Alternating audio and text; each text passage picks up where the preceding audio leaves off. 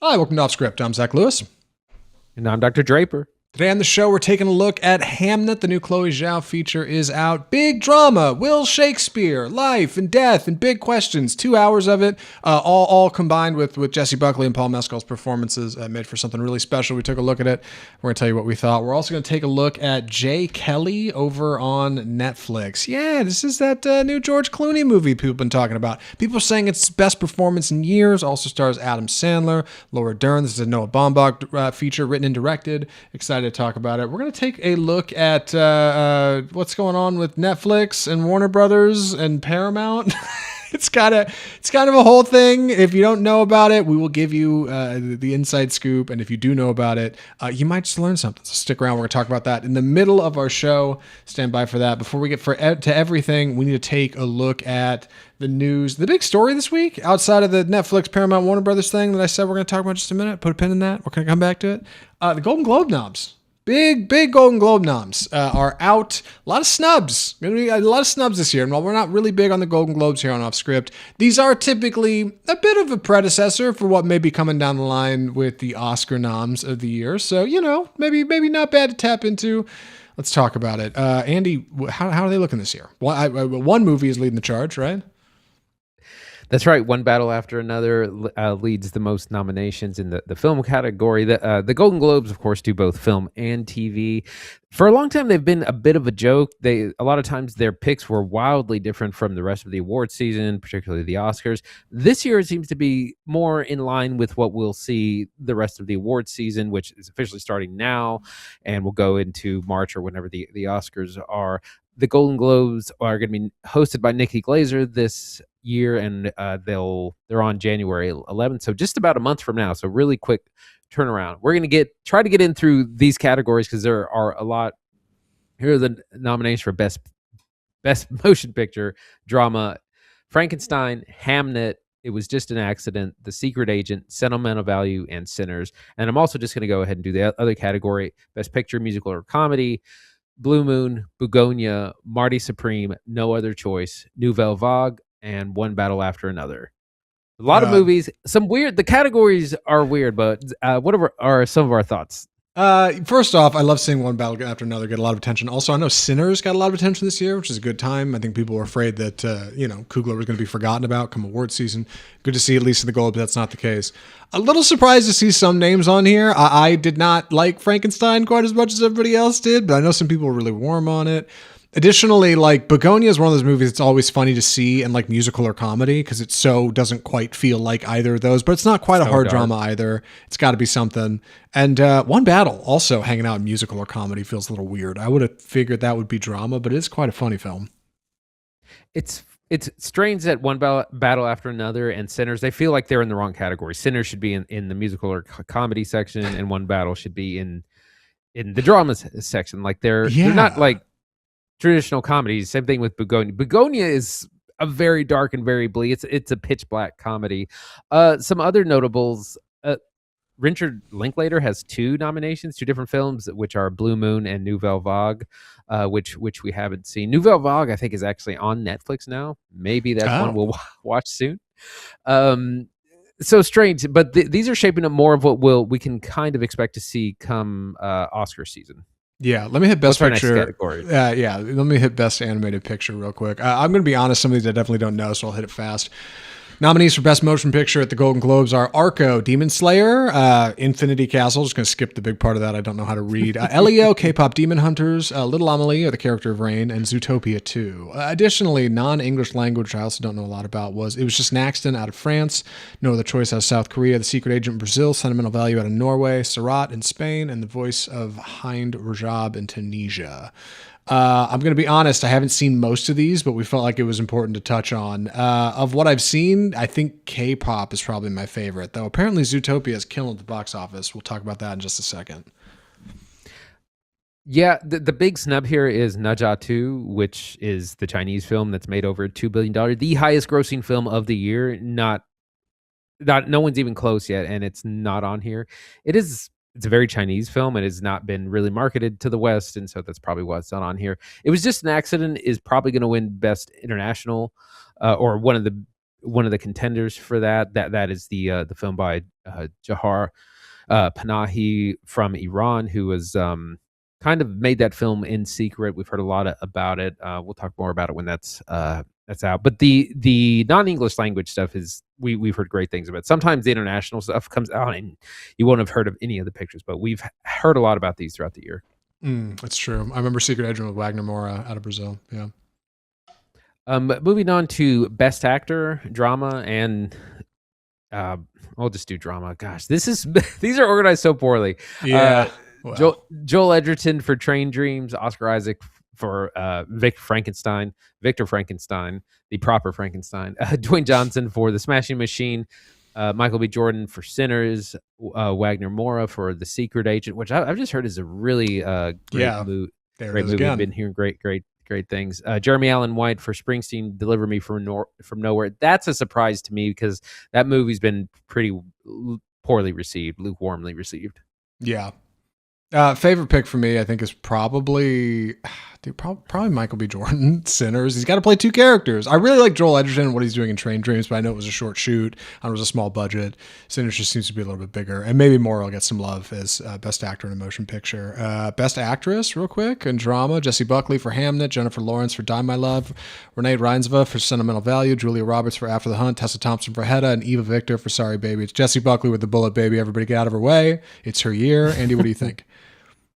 Yeah, Jessie Buckley is going to take all the awards home this year, probably. Jennifer Lawrence has a great performance in Die My Love, which we also might consider watching. Yeah. But that movie hasn't been very warmly received. Renata Reinsve in Sentimental Value that we talked about from last week, really great. Julia Roberts is the big surprise here for After the Hunt. That movie's, again, kind of didn't land. Tessa Thompson, we haven't watched Hedda, but this has been getting a little bit of buzz, so not surprised to hear. So you're on here. Ava Victor for Sorry Baby. This is also a big surprise. This is kind of the little movie that could this year. Very small indie that's been doing real well, showing up on top 10 lists and things like that. Best Actor, Musical or Comedy, Timothée Chalamet for Marty Supreme, George Clooney for Jay Kelly, Leonardo DiCaprio for One Battle After Another, Ethan Hawke for Blue Moon, Lee Byung-hun for No Other Choice, and Jesse Plemons for Bugonia.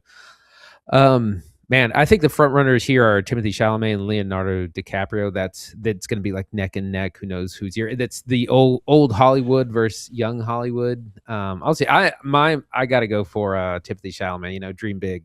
Yeah, dream big. I actually really like George as Jay Kelly in Jay Kelly, which we're going to be talking about here towards the end of the show.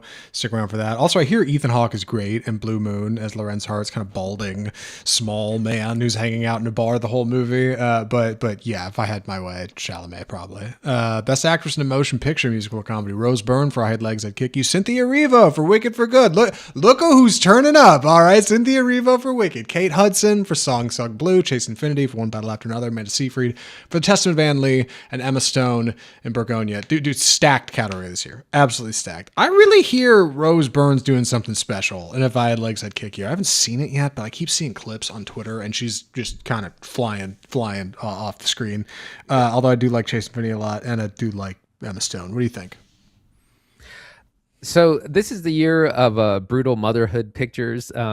Hamnet is one of those. If I Had Legs I'd Kick You is one of those. Die My Love is one of those. I've heard Rose Byrne is doing incredible things in this role. Well, we didn't talk about this earlier. Wicked kind of snubbed for Best Musical or Comedy. Again, Wicked Part 2 has just not been as warmly received. It's going to be close. It's kind of. I think the supporting categories are where it's a little bit more kind of up in the air. There's no like clear standout from these. Do you want to jump ahead to Best Director? Yeah, we should. Go ahead. Paul Thomas Anderson for One Battle After Another, Ryan Coogler for Sinners, Guillermo del Toro for Frankenstein, Jafar Panahi for It Was Just an Accident, Joachim Trier for Sentimental Value, and Chloé Zhao for Hamnet. Of these, I mean, it's if it's the One Battle After Another year that everyone says it's going to be Paul Thomas Anderson. After that, it's a little bit of anyone's game. I mean, Chloé Zhao has already won for Hamnet, or for Nomadland. So who knows? But the front runner is Paul Thomas Anderson. Yeah, it's going to be Paul Thomas Anderson. I think if it's not him, I'd love to sneak it over to Coogler. Like, everybody else is great, but Sinners really is something special, and I hope it gets its flowers somewhere. You know what I mean? Best screenplay, Paul Thomas Anderson for One Battle After Another. Josh Safdie for Marty Supreme, Ryan Coogler for Sinners, Jafar Panahi for It Was Just an Accident, Joaquin Trier for Sentimental Value, and Chloé Zhao for Hamnet. I think it's probably Paul Thomas Anderson, although admittedly, like, the scripts for Sentimental Value and Hamnet are quite devastating, man. Like, and I haven't seen Marty Supreme yet. Yeah, I've heard that Marty Supreme is really pretty spectacular. It could be kind of a late front runner, but it's not out for another 2 weeks, not out until Christmas. Apparently, it's surprising that Josh Safdie was not under the Best Director category, but he is here. So we'll kind of have to see. Again, another could be Paul Thomas Anderson year. Best Original Score, Alexander Desplat for Frankenstein, Ludwig Göransson for Sinners, Johnny Greenwood for One Battle After Another, Kang Ding Ray for Surat, Max Richter for Hamnet, and Hans Zimmer for F1. I don't know. Hans Zimmer is a sneak because that F1 score is not that great. Yeah. Of these, I think Sinners is probably been one of my favorite scores, but again, it's probably going to Johnny Greenwood for One Battle After Another, who probably should have won in 2007 for There Will Be Blood and didn't win then. He's definitely very deserving of that. Yeah. So, but a year of great scores. Sinners has a lot more music for sure, and I remember really being warm on that when I saw it, but I've seen One Battle After Another a couple times too. I don't know. That really could go either way. I think I like the Greenwood score a little bit more, but I don't know, man. One more I think worth touching on here. Cinematic and box office achievement. Categories include, or nominees include Avatar, Fire and Ash, F1, K-pop Demon Hunters, Mission Impossible, The Final Reckoning, Sinners, Weapons, Wicked for Good, and Zootopia 2. This one's a funny category. This was added, last year? This is kind of, get in some of the popular ones that maybe aren't getting any direct awards, like Mission Impossible, The Final Reckoning, and Weapons, which we don't see represented a lot here. Zootopia 2, obviously, getting a nom.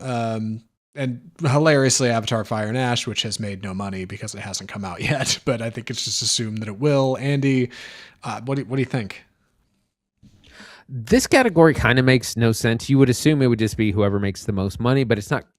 You have something like K-pop Demon Hunters, which is a Netflix film, so it made no money, so it can't be completely about the money, but that movie has had a big cultural impact. This is basically an award that's made up, and you can give it to anyone for any reason. It's real unclear what the criteria is, and like I said, some of these movies aren't even out, so it kind of doesn't make sense. Mission Impossible practically lost money. Don't I have that right? Like, didn't that movie? Yes, correct. Yeah, but here's the thing. I say, if Tom Cruise comes, give it to Mission Impossible. Have Cruise get up, give a speech. Everybody love it.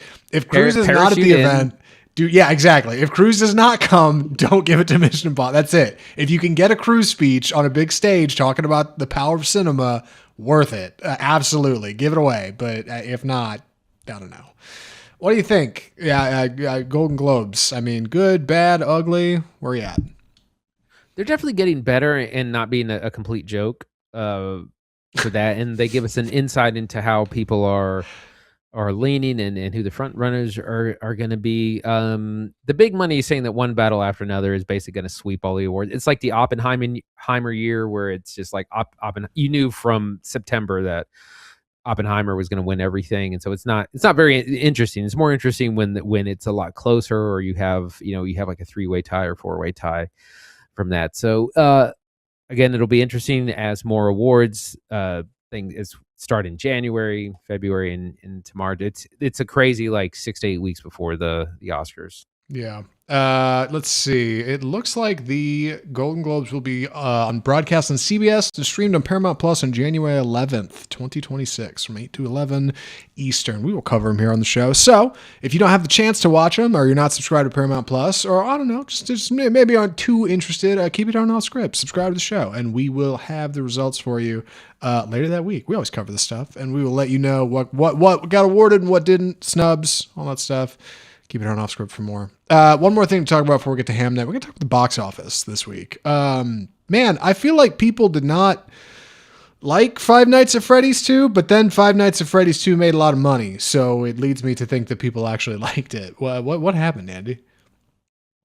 Another big win for Blumhouse. Five Nights at Freddy's 2 came in at 63 million domestic and 109 million globally, off to a great start. The previous movie, the first one, made a ton, and why we'll continue to get these kind of crazy IPs winning at the box office, because people just like them. It has a large built-in audience. I don't really understand that movie at all. I just know it's super successful, but that's not as near as impressive as Zootopia 2, which came in second. 43 million domestic, 915 worldwide, nearly $1 billion in 2 weeks, almost unheard of. 430 million of that from China. Like we said last week, big hit in China. Really crazy. I can't believe that it's made that much money in such a short time. Five Nights at Freddy's, the first film, has a 33 on Rotten Tomatoes, and Five Nights at Freddy's 2 currently has a 13%, but audiences don't seem to care. Andy, are we doomed to consume slop? Is this where the American audiences are headed, where like just the worst crap will get, I don't know, we'll sell tickets because people will feel like they're in on the joke? I mean, what's going on here? Slop for the slop god. Slop for the slop. It is, man. It's slop. What are we doing? Why are we eating slop? I mean, it's audience. It's an audience-driven business. If these are the movies that resonate and that people will go out and pay for. We talked about how anime and these manga series have also been super, super popular, which is also surprising. Those are all rated R, which I only learned this weekend. Like the Demon Slayer movie and the Chainsaw Man movie, rated R. Like you can't, young kids can't get in. So I was surprised that they weren't PG-13 ratings, but very successful. So yeah, it's rough, but another win for Blumhouse. Yeah. Moving on to the rest of the box office, Wicked for Good came in third with 16.7 million domestically, 440 million worldwide, globally. It's doing well, but it's slowing way down, especially compared to the first movie. And it's slowing down in a lot of ways, both at the box office and, like I said, awards and all that stuff. Is also, that talk is kind of evaporated as well. Yeah. It is really funny that like these animated features are killing it, and they're all like rated R. I was just reading here, G Kids new anime pick, Jujutsu Kaisen Execution, came in fourth in North America with an estimated 10 million. It's called Execution. It's an animated feature. It's amazing. They're just getting like more horrifically violent with each turn, and people keep turning out for it. It's really funny. Like how awful, what kind of awful thing can we put on screen to get people to pay to get a ticket? It's really funny. Yeah. Someone was asking me if their kids could go see the Chainsaw Man movie by themselves. And I was like, oh, sure. It's got to be PG-13, right? And they're like, no, it's rated R. Will they let my kids in? I was like, oh, yeah, probably not. Not if you're not there with them. Rounding out the top five is Now You See Me, Now You Don't, the third film in the Now You See Me franchise, with 3.5 million, 209 million worldwide. Again, slop for the slop god. Because that movie's been very successful off the... yeah, there's a crowd for it. There's an audience for it that's been, three of these are just like, oh man, it's rough. This all feels like tender ground to start talking about Netflix and Paramount and Warner Brothers and what else. But we're going to talk about it in the middle of the show. We're going to get to it. All right, we're going to talk about Hamnet first. Any other thoughts on the box office before we jump into it, Andy? The stuff aimed at kids and families are what's really working. The Zootopia killing it at the box office, and also just the fandom of Five Nights at Freddy's also continuing to do really well. That movie was made for $36 million, so they're already way in the green, or way in the black for that, and it's only week one, and the holidays are coming up. People are going to watch it and rewatch, so yeah, it's definitely been a little bit better box office than earlier in the fall. It's so funny that like, I don't know, movie studios are like slanting these like big budget projects towards like families and children, and those are like exactly the audiences that can't afford to go to the movies right now. Like people like families with a couple of kids are like, it's too expensive. We spend $130 getting tickets and food, and that's like exactly what's coming out to theaters. It's like, come see Mario, come see Zootopia 2, right? Like that's what's getting sold in a place where people, like the audience it's being sold to, can't afford it. Like it's very obvious that like young people are going to the movies, right? Especially with the success of these R-rated animated features. Like we're not getting 13-year-olds, but we're definitely getting 18 to 25-year-olds. Like that's who's turning up to these things. That's who's turning out to stuff. but I don't know, like movies are just in this funny place where it costs a lot to make things and we got to make things that are going to be a sure hit. And so that's going to be slop for the slop gods. And that's what we're going to be making. I didn't mean for this to be as cynical as it came off. We should move into Hamnet. I should stop talking about this and save this for Netflix, Paramount, and Warner Brothers. So, sorry, it's been a long week for your movie loving friends. Let's get into it. Andy's gonna be taking the summary on this, so I will get out of his way. Andy, please take it away. Hamnet. So this is the follow-up film from Chloé Zhao, who Oscar winner for Nomadland, Best Director, Best Picture, several years ago. A bit of a bleak film that I didn't really connect to or get into, but she did win. She went on to do Eternals after that for Marvel. That film not very well received, but she's back with Hamnet. This is based on a historical fiction novel by Maggie O'Farrell, who also helped write the screenplay.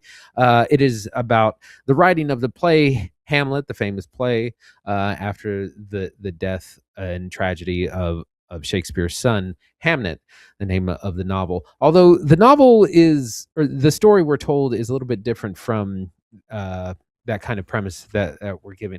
The story centers around Agnes, played by the great Jessie Buckley.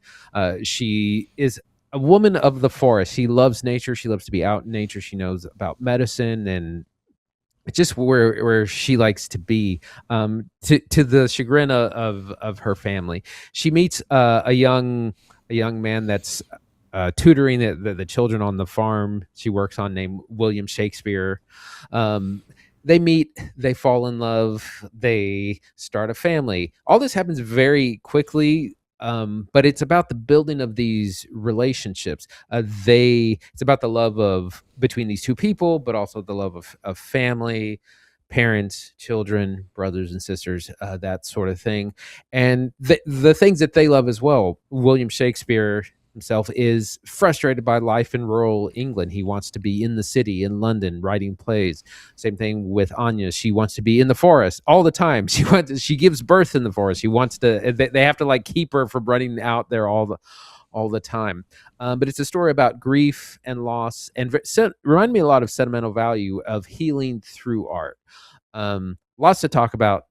Zach, what'd you think? So I think Hamnet is great work from Chloé Zhao and Jessie Buckley and Paul Mescal. Everybody in this is a lot of fun. It is humble and small. It's a small cast. It's a small budget. But it's got very lofty themes. And I think the script is at times genuinely emotionally devastating. Like it is hard. Not a dry eye in the house in parts of Hamnet. Like it is so challenging and deep and asks a lot of its audience. But I think that also makes it difficult to recommend, because I don't know who I can ask in my life to sit through 2 hours of this and like how you're going to feel coming out on the other side. Like you're going to have a deeper connection to the world around you for sure, but also like, man, it's heavy, and there's a lot of pain in Hamnet. So let's talk about it. First off, Jessie Buckley, I think we should talk about performances. Jessie Buckley is amazing as Agnes. She is going through so much in this movie. Like, she's a character who does not fit in the world around her. She finds comfort away from town, away from the village, in the woods, like on her own. And when she meets Will, this tutor, like, and they had this immediate spark of connection, like something that is undeniable. Like they very quickly realize that they are absolutely made for each other, and I don't know. Things just feel right. It's the way it's meant to be, fate or destiny or something. He's got this wonderful speech early about Orpheus and Eurydice and how the two of them are kind of similar to that, and that gets echoed through the movie as they develop this relationship. A lot of this lands in the trailer, like that you've seen for this movie. That I think most people have seen this movie. The problem is like much of the movie is in the trailer, I think, and it hurts kind of the plotting and the pacing, because most people going into Hamnet kind of have an idea of where it's going and where the drop is going to come out from the roller coaster. And once it gets into Act 2 and you start to get into these really heavy themes with these kids and pain and the plague and pestilence, like it's hard, man. It's a hard watch. Yeah, I've definitely told people about it, and they've been like, "Oh, I don't think I'm gonna see that." Yeah, but the performances are stellar. Jessie Buckley she has to do such a range. Like she carries the film largely herself. There's these intense like scenes of loss and grief, but also highs of love and marriage and birth. And it's running the gamut of human emotion. She's incredible. Paul Mescal also, I didn't realize that he was going to be as good as he is in this as well. People are talking that he might get a supporting actor nomination. We have top-notch performances. By the end of the first act, I was like, give the Oscars to everyone in this film. It's really stellar. And yeah, because it's historical fiction, you know a lot of what's coming. You know that the play that's going to be written, and you know why. It does avoid like the real annoying thing of I'm reminded of Wicked for Good, that tried to really shoehorn the Wizard of Oz stuff in there real clumsily. This avoids that. Like, you get hints of William Shakespeare, but it doesn't do.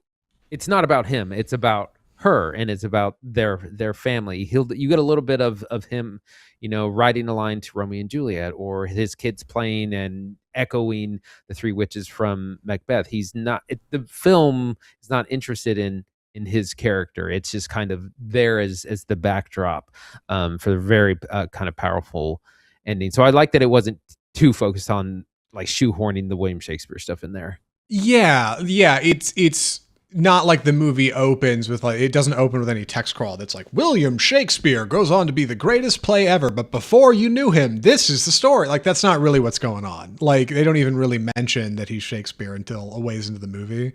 People on Twitter have been making this great joke where like somebody in their theater goes like, I knew it when they say Shakespeare in like Act 3.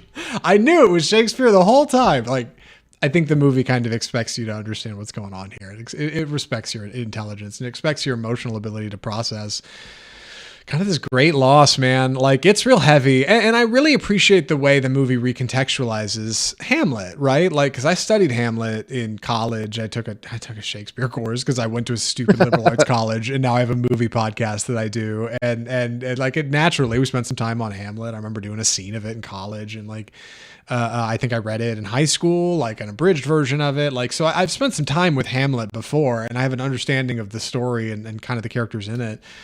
But I lacked some understanding behind like the context of the plague and how much that affects the story and how much that affects these characters. I think it's really cool that by the end of the movie, when you start to get into where this play is going and the play that you're familiar with, you come to it with new understanding. And the movie definitely avoids being too Shakespearean by not just using Shakespeare language throughout the whole thing. Most of his prose is just limited to performances in the world where characters like Noah Jupe will be playing an actor who is playing, like, we're doing a Shakespeare scene, or his kids are running around in a field doing a scene from like Macbeth, right? Like, otherwise everybody talks pretty normal. You're not trying to listen to Shakespeare the whole time, like, which is nice and a kindness, and that makes that stuff more meaningful when you get to like his like proper writing. I wanted to also mention about performances. The child actors in this are amazing, like incredible. I was like, I can't believe that like they're getting 10-year-olds to act out like really complicated scenes. They got to cry on command. The Jacobi Jupe, the real life brother of Noah Jupe, plays Hamnet, the young son, which is really important later in the movie. But the child actors are really incredible in this as well. Yeah, you're right. Zhao gets great performances out of the kids. I'm not sure exactly how she manages to do it, but it's fantastic. And it's a nice return to form for her. Like, her last movie, I think, was Eternals in 2021, right? And then since then, she's done like a couple music videos. She did a thing for Diablo 4. She directed a cutscene for Blizzard in their video game in 2023. Otherwise, like, this is kind of her first swing back at it. It's genre, it's historical, it's different. It's good, man. It's a good return to form for her, and I'm looking forward to seeing what she does next. As far as awards contention goes, like, I think the Grace has been kind of shown where it is. Buckley is getting a lot of attention for her performance. Otherwise, you don't hear a whole lot. Like, I know, Andy, you'd mentioned the soundtrack was particularly moving. I can't hum much of it, but I do remember it coming in heavy towards the end, man. Like, for sure. It definitely earns its place in the third act. Right. So I wanted to talk about that. So it's scored by Max Richter, which I enjoyed the whole score from the very beginning. But at the end comes on a very famous piece that he's written called "On the Nature of Daylight," and you will have heard this piece used throughout TV and film, because it's very good. It's used at the end of Arrival, kind of the climactic end of that film. It's also used in The Last of Us in the Long Time episode with Nick Offerman. When you want a real emotional gut punch, that's when the score kicks in. So I was surprised to find that he did the entire score, not just that last piece. It also looks beautiful. Like I said, it's very much a lot about nature, and there's this whole thing with doorways and kind of crossing over. It's real brilliant stuff. Like I said, it is heavy subject matter, and I'm not someone who really cries a lot at films. I remember people saying that Train Dreams was really devastating and sobbing, and I was like, I was fine through that. I was not fine through this. It was a question of like, are you going to cry? It's how many times are you going to cry in the movie? Yeah, man. And I think that's what makes it a challenge to recommend. So we should get down to it, I think. Andy, would you recommend Hamnet? I absolutely would. I think this is one of the best films of the year. It's going to be in contention for all the awards stuff. Performances are incredible. It's an incredible telling of this story of family, of love, of grief and loss and healing through art. It is heavy stuff. It deals with the death of a child and the emotions along with that. And people have told me that they're not interested in that, which is totally fair. But I would highly recommend it if you can overcome that hurdle. Yeah, I think it's a really good film, and I think it's a tough watch, and it can be both, right? Like we've talked about these on the podcast before. God, we've talked about Zone of Interest, which is like an amazing movie. Who can I encourage to go see that? You know what I mean? It's heavy and challenging. We talk about like eat your vegetables kind of movies, and maybe this is one of them, man. Like this stuff is like stirring for the soul. It's really good for you. Zhao's doing great work here. Buckley deserves all of the praise. She really does. An incredible performance. Mescal's fantastic as well. But it's heavy, and that's okay. It can be devastating and challenging, and that's okay. But yeah, that's Hamnet. It's a good time. It's small. It's humble. I think the hype is a little heavy. Don't go in too hot. Don't think Hamnet's going to be Best Picture winner. I don't think it's really what's going on here. But like, it's a really solid entry, and it's a good return to form for Zhao. And that's Hamnet. Man, we got to talk about this Netflix Paramount thing. Good God. What do we call this segment, Andy? It's time for the death of cinema. So late last week, it was either Thursday or Friday, news hit that Netflix had won the bidding war to purchase Warner Brothers. This doesn't mean it's a done deal. It's a very complicated process, but this basically means that they've entered private talks with just Warner Brothers and just Netflix. And of course, they have to agree on a deal, and then it has to get through the regulators. This usually takes like 2 years. It's a long process. So it's even longer to then start seeing the new ownership actually start making movies and TV and all that. But some details here. Netflix offered over $80 billion, $28 per share. The share price is going to be important here in a second for Warner Brothers. They are specifically only wanting to buy the streaming and film business, which is WB Studios and HBO basically, and not what's called the linear TV business. They're not interested in CNN, TNT, TBS, HGTV, the Discovery side of WBD. There's also this $5 billion breakup fee. If the deal falls through, Netflix still has to pay Warner Brothers $5 billion. So that's kind of encouraging that if it doesn't work out, they're still going to earn some money. A lot of big questions, though. What happens to the theatrical model? What happens to HBO? Does HBO just get sucked into Netflix, or do you keep the prestige TV and have their own tile? Who knows? A ton of questions going on. Zach, what do you think? If you have any film people in your life, people like Dr. Draper and I here, send them flowers. Yeah, dude. Like if you haven't talked to them at all about this, maybe ask them and just be like, "Hey, what do you know about this Netflix Warner Brothers Paramount thing?" And if they're tapped in like we are, man, they'll probably be pretty blue about it. Like, and that may not make a lot of sense because I know a lot of times we talk about studio stuff on the show and it's lofty and it's like, okay, the guy who runs HBO is adding Discovery Television to it. So what, right? Like, it seems far away, but like this has a lot of big implications, and I just want to make sure we highlight those in case you miss them in some of the complicated language. Like, The number one biggest streamer in the world, Netflix, is buying the number three biggest streamer in the world, HBO, and everything that includes. And the number two biggest streamer, right, the one in between them, is Amazon, which is really only like partially a streaming service. Like they're mostly like a retail business that have a digital arm, and like that's fine. It's irrelevant. But the point is, like, these are very big moves, and Netflix is kind of the king of, we don't want to put stuff in theaters and we don't want to put stuff on physical media. And HBO, meanwhile, is usually pretty kind to release stuff on Blu-ray, and Warner Brothers, which HBO is a part of, is big on the theatrical experience. So Netflix acquiring all of these assets makes it seem a whole lot like it's in their best interest to stop putting stuff in theaters and to stop putting stuff on Blu-ray and to put stuff on Netflix and make HBO a tile over there, and then just increase the price of Netflix $11 a year for the next decade until we're back at a cable subscription for $200 a month, right? Like, it just feels like this is like the parting of the Red Sea or something. Like, we are witnessing a very large event happening very quickly. And the implications of that are quite frightening. And we know it's a big event, not only because these two big properties are involved, but it's a big deal, dude. $82 billion. I don't even know where Netflix gets that kind of money. They can claim $9 billion in revenue a year, but it's going to take a whole lot of, monkey business and counting beans to make that add up. Like, it's crazy. It's crazy. Yeah, the biggest question is the theatrical releases. Netflix famously thinks that theaters are outdated.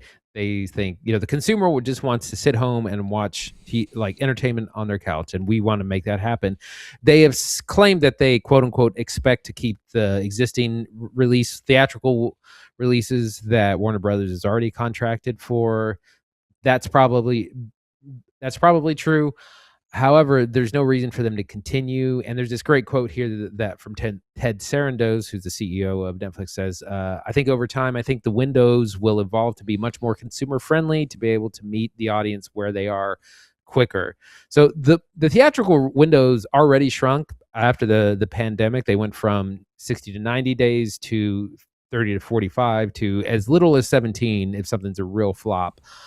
Superman went to the streaming service, not even VOD. It went to the streaming service in 30 days from release.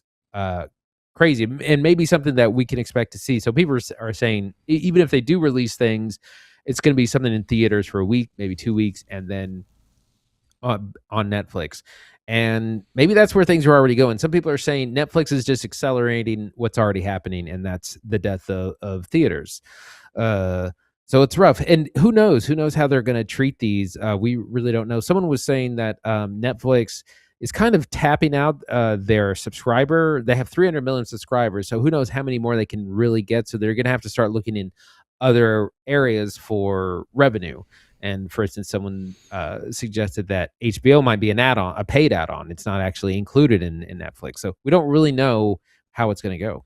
Yeah, I think the pie in the sky kind of moonshot hope for those of us who collect Blu-rays and like going to the movies every week is that Netflix is acquiring all of the assets to continue producing content and produce new content in that model, even though Netflix personally does not have a lot of big connections with movie theaters.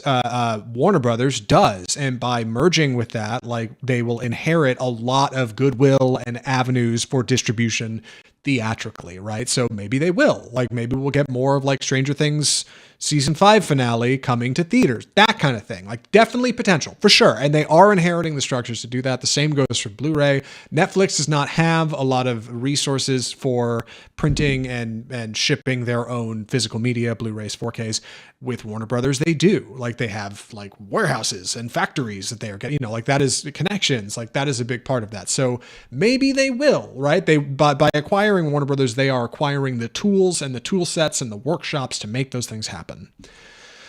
But historically, we don't have any evidence that they'll do that. That's kind of the problem, right? Andy and I just covered Wake Up Dead Man, last week or the week before? And we had to drive to weird theaters across town. It's only in theaters for a couple weeks and then it's gone. And notably, that video is kind of underperforming for us, probably because not a lot of people have seen it because it's in theaters and not on Netflix where it's going to go. They don't promote. They make funny decisions. Speaking of Wake Up Dead Man, I was just complaining last week that I can't get Glass Onion, the second film in the Knives Out trilogy, because they never released it on Blu-ray or 4K. It doesn't exist. They never printed a copy. So I can watch it on Netflix or get it nowhere else. Netflix is kind of historically anti these things. So while it's cool that they say that, hey, we want to keep releasing films theatrically, we want to keep doing this stuff, it seems like all but an inevitability, short of them changing course big time, that they're just going to do it for a short amount of time, then stop and go back to what they are doing, you know?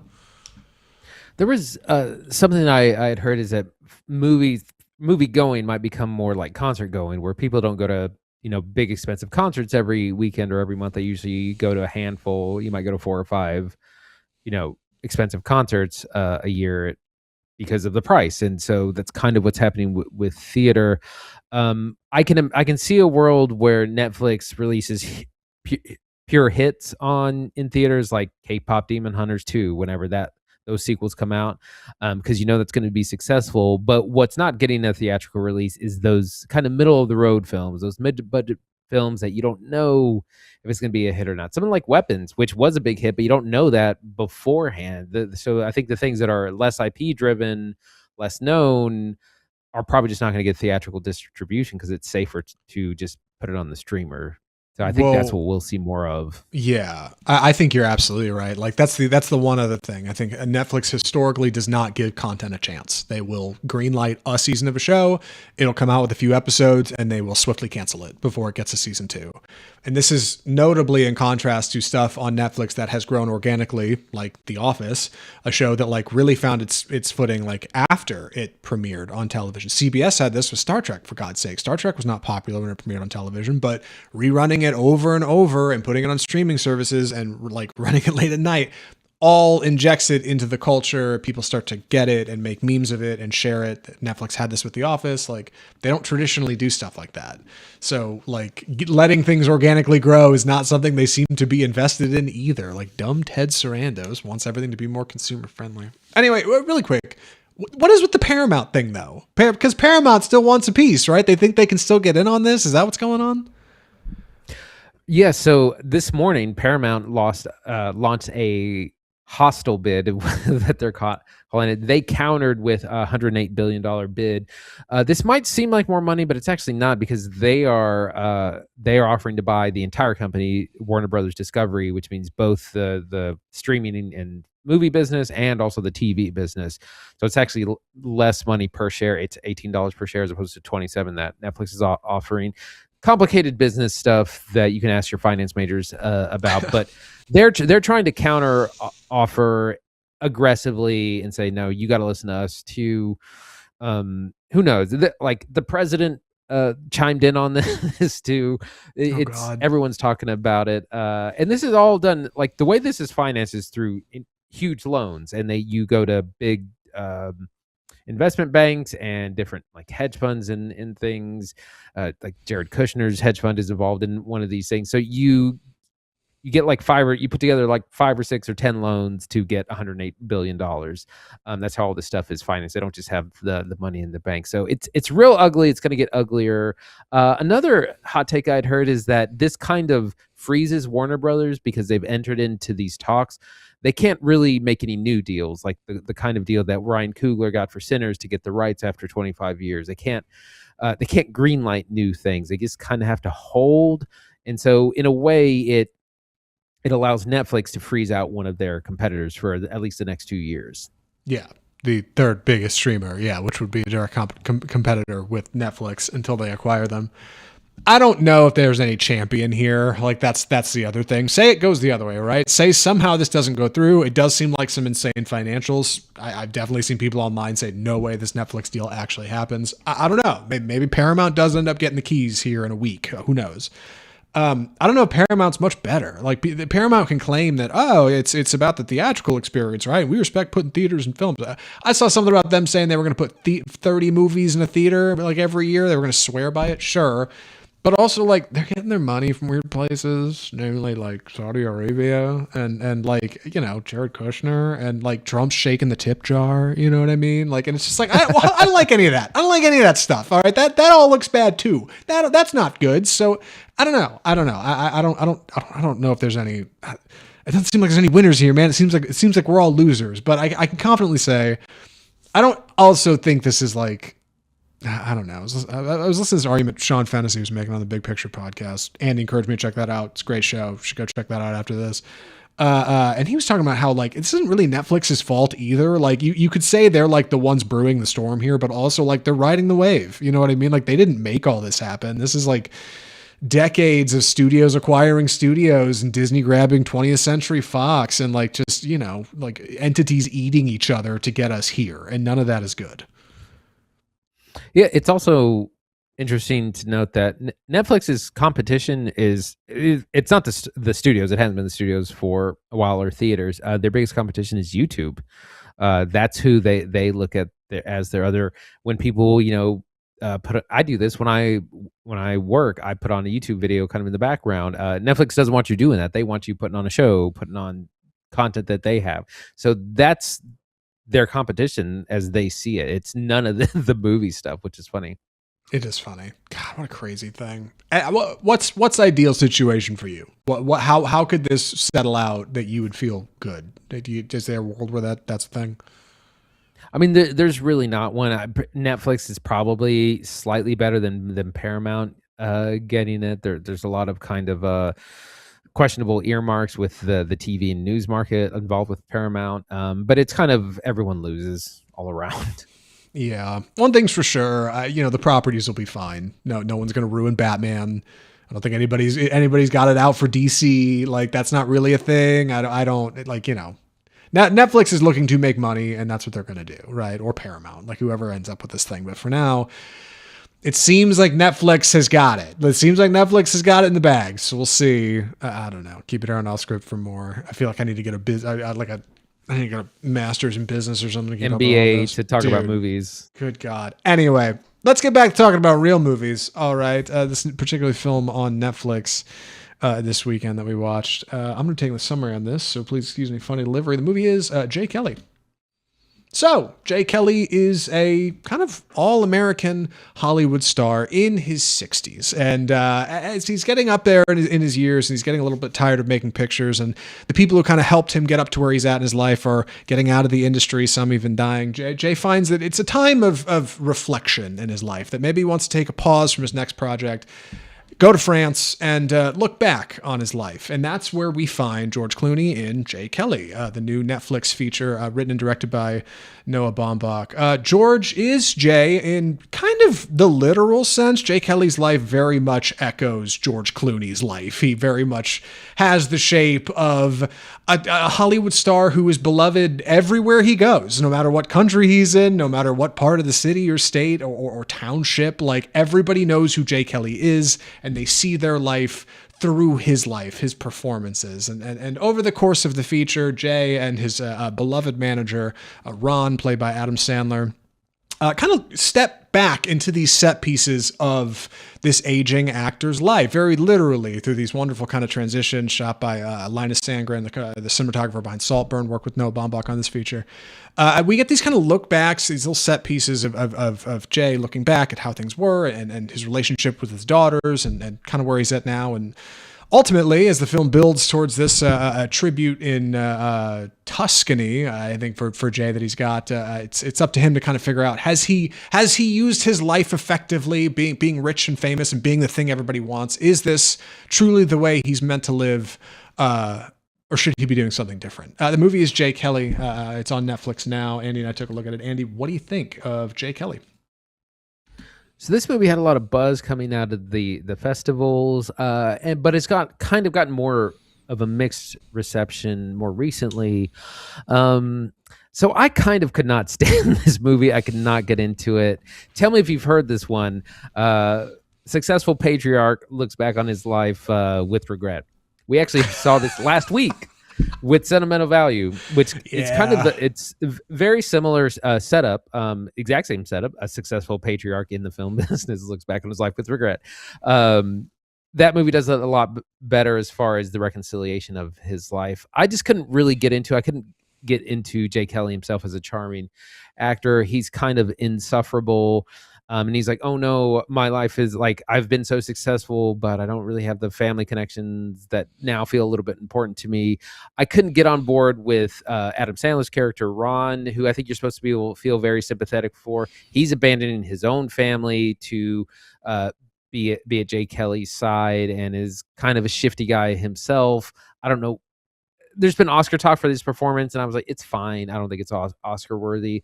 I just couldn't get into it. It's too long. Like I had to watch this in parts, and it's a little bit over 2 hours. It's not like it's a 3-hour movie, but it was just a little insufferable. I couldn't get into it. I appreciate the themes of this, like, looking back on a life and what's really important. I feel like we've seen this done so many times, and this is just one of.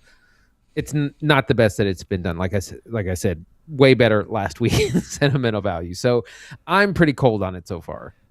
So good news, Jay Kelly fans. I'm a little warmer than Andy is on it. I definitely think Jay Kelly has problems, but overall, I think I liked it. I think Jay Kelly is kind of a feather in the cap for George Clooney.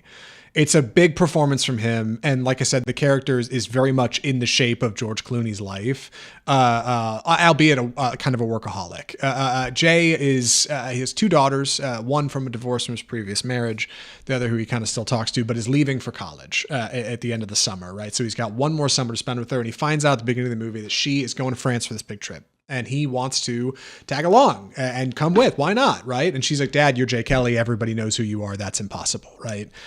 And realizing that time is escaping him, he takes a chance meeting at a bar with a local college friend of his, where he kind of has this like played by Billy Crudup, and he kind of has this moment of reflection where he's kind of approached about the situation, this like troubling thing in his past, and that those 2 events kind of kickstart him being like, I'm hitting the road, and he tells his manager Adam Sandler, who's trying to make this like tennis match with his kid, like this goofy Adam Sandler subplot that's like supposed to be important. He's supposed to be a parent, that he's going to France, and that Ron's got to come with him, and that's what they're doing, right? So Ron is trying to kind of keep up with them throughout the movie. Like, the problem is, I think they get to France, they hop on this train, and this is where the movie hits the brakes.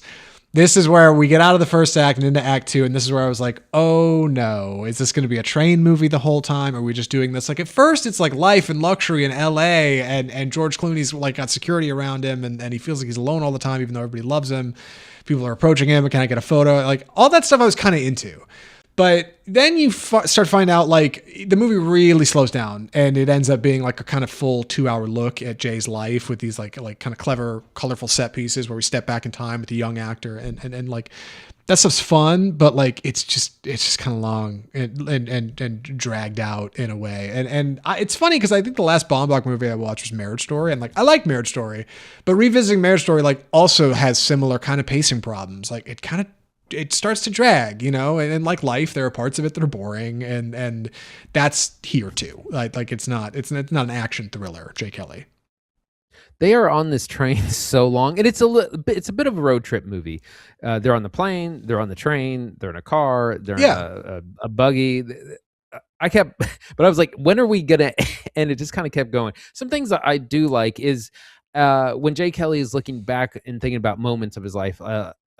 His conversation with Billy Crudup, they talk about that audition that he lost and Jay Kelly won, and if he'd have won it, his life would have been totally different. And then Jay Kelly walks through a door, and we get a flashback to the young versions of themselves and this event happening. And this happens several times through the movie. It reminded me a lot of A Big Bold Beautiful Journey, actually, with the Colin Farrell Margot Robbie film, kind of doing a little bit of the same things. These are interesting moments looking back, because the memories or the events are maybe a little bit different from how they were first relayed to us. And so we see him looking back to moments in other life with his wife, his daughters, and kind of seeing, well, maybe I should have done this or that differently. So I like some of the stylistic things.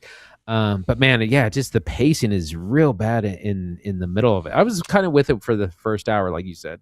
Yeah, like how do does the man who has everything, like truly have everything, or is he lacking?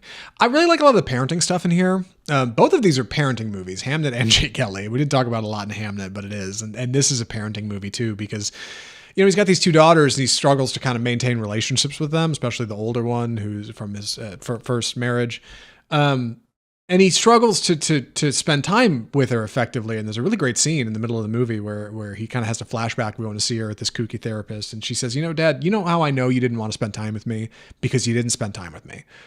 And it's a great Baumbach line, and it's a great Baumbach scene, like, and feels very emotional and raw. And it's true, right? Like, while Jake Kelly was globetrotting the world, chasing his career and fame and fortune and going to the next great film project where he's going to have fun and live life and discover art, like, he had a kid who was, like, growing up without a father, and that's wrong. And, like, nearly every parent in Jay's arsenal here, everybody that works with him is also a parent. Like, Sandler's a parent who is missing out on his kid's thing, and his wife's calling him with, like, 9 things going wrong on the phone, and Laura Dern plays his kind of, like, I don't want to say costume designer, fashion consultant, publicist. The person who puts his fits together, right?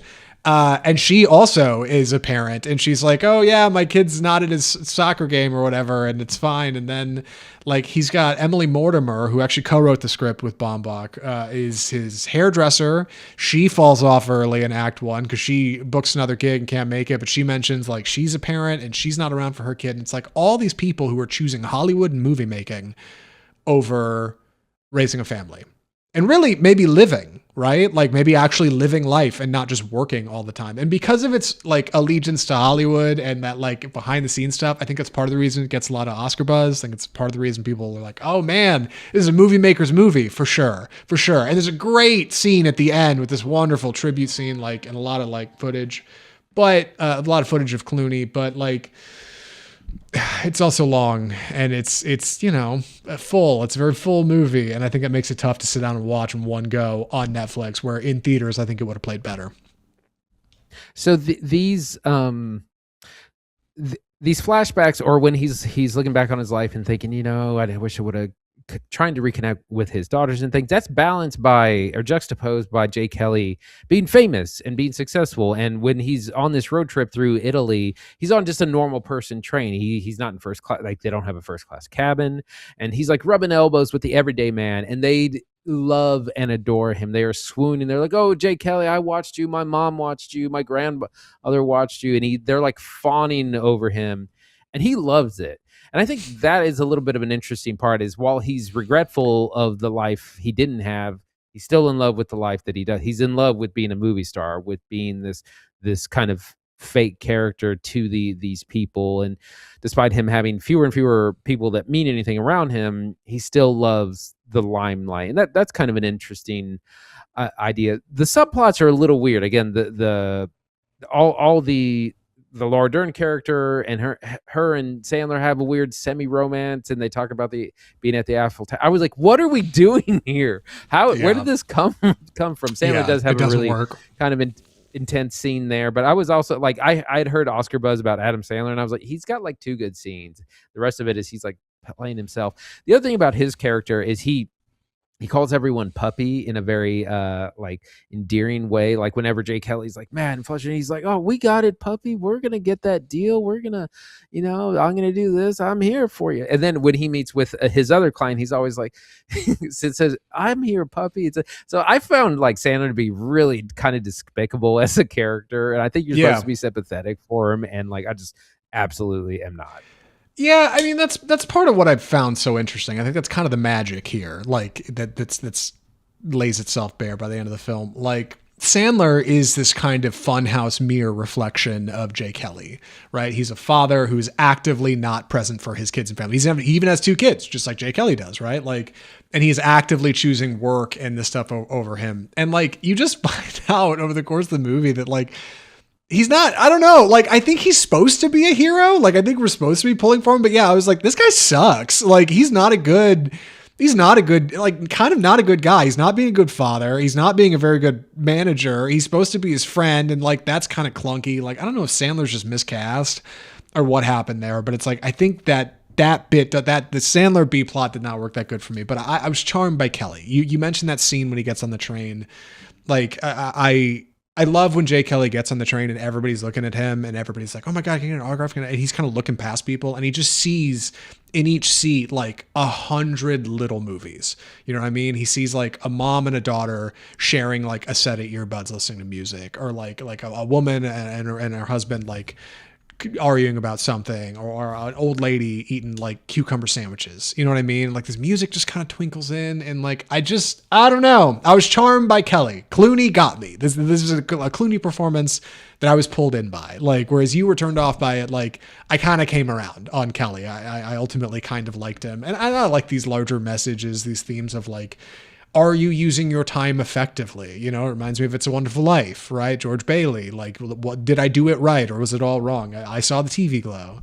Also reminded me a bit of, because it's a road movie and it's overseas and on a train a bit, it reminded me of A Real Pain. You remember that movie, Jesse Eisenberg? Yeah. Yeah, like a lot of like traveling and like, yeah, we're doing it in style, you know? It's like fun, I guess, some outdoor stuff. Anyway, we should wrap it up. Any thoughts on Jay Kelly for recommendations?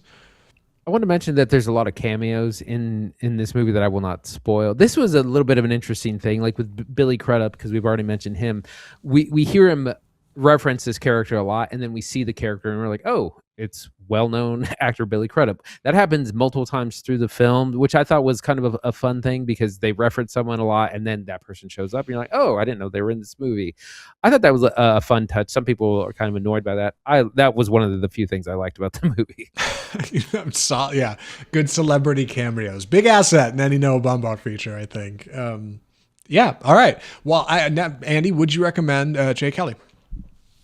I'm going to say soft pass on this. I was really lukewarm. It's a little bit too long, and it's very cliche. And the successful older film star looks back on his life with regret. Woe is me. He tries to reconcile with his family.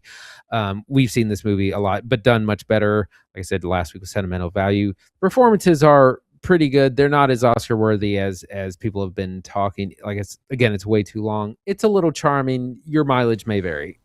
Yeah, I'm a little warmer on it. I think George Clooney's a lot of fun in this movie. If you like George Clooney, I think you're going to like Jay Kelly. A little long, though. Do your laundry while you're watching Jay Kelly. You know what I mean? Throw it on Netflix and, do your taxes or something. Do kind of have it, because you can pay attention to the important stuff, and then you can kind of tune out when something happens that you're not super into. It's a good feature. It's not quite a great one, but it's a lot of good George Clooney, and that's important because I like George. George is great. And yeah, that's Off Script episode 318. Good Lord, Andy. We are coming up on the end of the year, and we haven't talked about it a lot, but we got to figure out our holiday scheduling. We're doing some math just before we hopped on here. I think we kind of got it. What are we watching next week, Andy? So next week for December 16th, we are watching Ella McCay, which is out this Friday, December 12th. This is a new copy by James L. Brooks. I think it's based on a novel. Heard a lot of buzz about it. Don't really know too much, but we're going to be checking it out. We're also going to be checking it out, possibly Die My Love, which is on Apple or VOD. We're going to leave that open. We might choose something else. Some FYI releases. Wake Up Dead Man is, of course, the big Netflix release, which we got to see early, but that's going to be out this Friday. So if you haven't seen that, that'll be out on Netflix. Some other VOD. Christie, the boxing movie with Sydney Sweeney, is out on VOD. Keeper, which we reviewed last week, and also The Carpenter's Son, all available to rent this weekend. And upcoming Avatar, Fire and Ash, and Marty Supreme. Next week, I think it's time for our top 10 lists. Oh boy. Well, good, because I was just working on mine the other night, actually. Dude, it's a stacked year. Stacked year for it top really 10 is. lists. Good Lord. If you enjoyed the show today, if you want to check out our review of Wake Up Deadman and Knives Out Mystery, it's on the channel. That'll go live on Netflix, like Andy said, this weekend, if you haven't seen it. But if you are interested, go see it in a theater. That movie plays good in a theater. It's a good time. It's in some theaters. See if it's in one near you. You should totally check it out. After you check out our spoiler-free review, of course. If you like what we're doing here on Off Script, best way to support us is just subscribe to the channel, subscribe to the podcast, subscribe to whatever. Hit the like and review and the comment, and just engage with us in some fashion. It helps us big in the algo. I promise. The almighty algorithm in the sky loves it when people click on stuff. Loves when people watch stuff and click on stuff and subscribe to stuff and hit the notification bell stuff. All that helps us. So if you like the show, check us out on YouTube, where we post new clips every week. Check out our website, offscriptfilmreview.com. You can email us correspondence directly, mail at offscriptfilmreview.com. all the usual social media places: Facebook, Twitter, TikTok, Instagram. You can check out the audio version of the show on Spotify, Google Play, iTunes, iHeartMedia. You might even be listening there right now. And if you are, thanks. Hey, do us a solid. Leave us a rating and review, especially if you've listened before. Come on. It really mean a lot. And yeah, that's Off Script episode 318. From all of us at Off Script, the home of Bold Cinema, I'm Zach Lewis. And I'm Dr. Draper. Thanks for watching.